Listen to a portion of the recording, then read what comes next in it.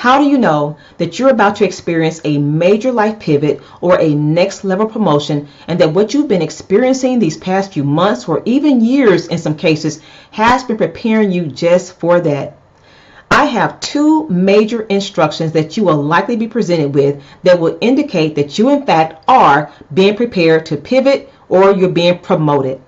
My name is Sherry Brewer, and I'm an image strategist and life transition coach, and I am here to share with you two markers that have been present with me in my own life that has let me know, ma'am, you are getting ready to make a pivot or you're being promoted or anything in that realm. And those two things are, I was required to change my clothing and I was required to change my access. Let me say it one more time, and I want you to write this down. I was required to change my clothing and I was required to change my access. This came either before or immediately after I made the pivot, okay? I have a couple examples that I want to share that will help you to understand what I mean by change your clothes, change your access. The first example I have is when I was a student in my first nursing program, and we had to wear these very loud yellow lab coats to let the entire medical community know when we were going into these facilities that we in fact were students and that we were new, we were novice, and we didn't know a whole lot. And that just indicated how they communicated to us, and that also dictated the level of authority that we had in that place. Now, fast forward to us graduating, we took off those loud yellow lab coats and we donned white pristine uniforms to let the world know that we have met the requirements and that we could now graduate. In addition to that, once we took our test to really demonstrate that we were proficient in our field, our identity changed, and so we received those credentials that we needed. And then we also got to wear the uniforms that all the other people, the nurses, wore who were on that level in that particular facility wear, so that we could be identified along with them. And so that was, again, a major a major change in my clothing and identity, yes, to indicate to the world, to myself, that I was not in fact the same person that I started out as in that journey. Now, the second one is a little bit more profound. And so I'm going on along in life, and I decided that I wanted to change my life and give my life to Christ. And my process is almost a little comical because, I was either or. I didn't have this mixture of experience. I was like out in the world doing my thing, and then one day I was all in. Okay, so when I went to give my life to Christ, the first instruction that came was to give my clothing away. My clothing was clothing that, of course, I would not dare wear that now, and I did not wear church clothes to church. I wore what I had, right? But the Lord told me, hey, you need to give those clothes away. They were gifts that had been given to me. My clothes still had price tags on them, but they were tied to a certain lifestyle that I was living outside of Christ. And the Lord did not want me to wear those things. Even though they were gifts, even though they were really nice clothes, He did not want me to wear them anymore, or even have the opportunity to wear them. So I remember giving those clothes away, and it forced me to have to buy new clothing. And that started the process of me beginning to wear clothing to signify my new identity. Now, on a spiritual standpoint, and for those of you all, hopefully you all may have some knowledge of what happens when one does give their life to Christ, is that your clothing changes spiritually. You inherit the garment of salvation. That means that you are now a new believer, and so you have spiritual clothing that you get to put on. And then you are inheriting Christ's righteousness. So you put on the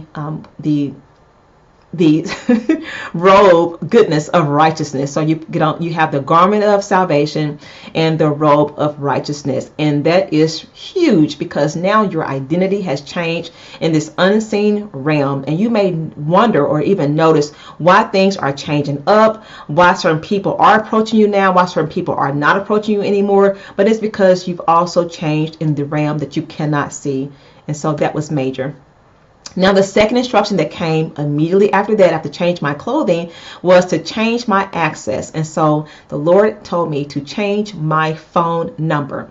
That meant that the people that I was dealing with, because in the places that I was going, in that environment, the Lord told me, you no longer need to have access to that, or they don't need to have access to you.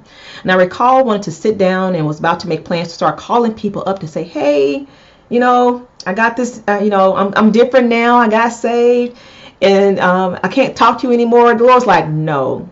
Cold turkey, cut them off.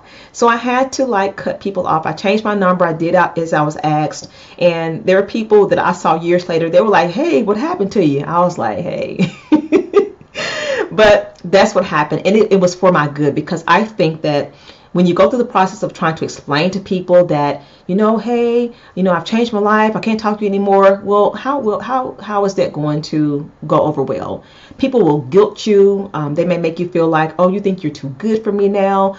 Whatever the case may be, you don't need all of that. You need to follow instructions that you may need to change your access. And you already know the people that you need to separate yourself from that's going to challenge you in this new place. So you need to go ahead and do that. And the third example I want to share is also profound, and that I just noticed that it was almost immediate. Is when I transitioned from being a regular general employee, and then I was reported to a leadership role. One day I'm working in my corporate job. I'm an entry level position for that job, and I'm just minding my own business, right? I'm wearing what I wear. No one sees me. I'm in a cubicle around the corner in the back, and I'm just doing my thing. But that next year, the minute I was promoted, I was required to, of course, number one, change my clothing. I could not show up to work wearing the same casual clothing that I wore, because it was not going to command the same level of authority, and it was not going to give me that credibility when I was in those rooms now with executives and other leaders and even clients that I never had to deal with on that level before. So I definitely had to change my clothing, and that is an entirely different video that I can share with you how profound your clothing is, so that you can make sure that you are in alignment with the place that you're called to.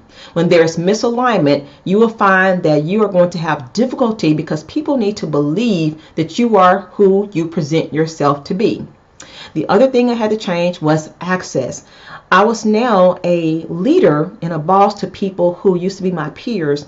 So I no longer I had to change how I move with them. I couldn't just chit chat and talk about the same things. We were talking about management together, making jokes or whatever, but I knew that I had to cut a lot of those things off, a lot of those conversations off, and I could not continue to deal with them the same way that I used to. We're still cool and all, but my access had to change. And that, my friend, are the two things that I have noticed along the way that I have had to change when I had major pivots or promotions that I was going to experience down the road. And so I wanted to just encourage you that think about those two things.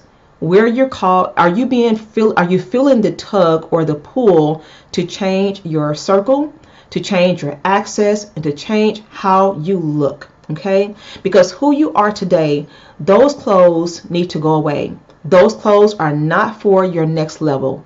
The access that people have with you right now are not for those same people on the next level. Now, I don't know I can't tell you who to cross off the list, or who to renege access on. That is something that you have to do in prayer. But I can tell you that really most people know, because you know that those people are likely to pull you down, to make you feel guilty. There's something they may not be adding to your life like you're adding to theirs. They may be more of a taker versus people who are really contributing to your life. You know who they are. They're people who remind you of your old self, and they want you to stay right where they are, because they cannot take you being any different than who you are today. So I just want to encourage you, my friends, is think about those two things. You'll be required to change your clothing and change your access.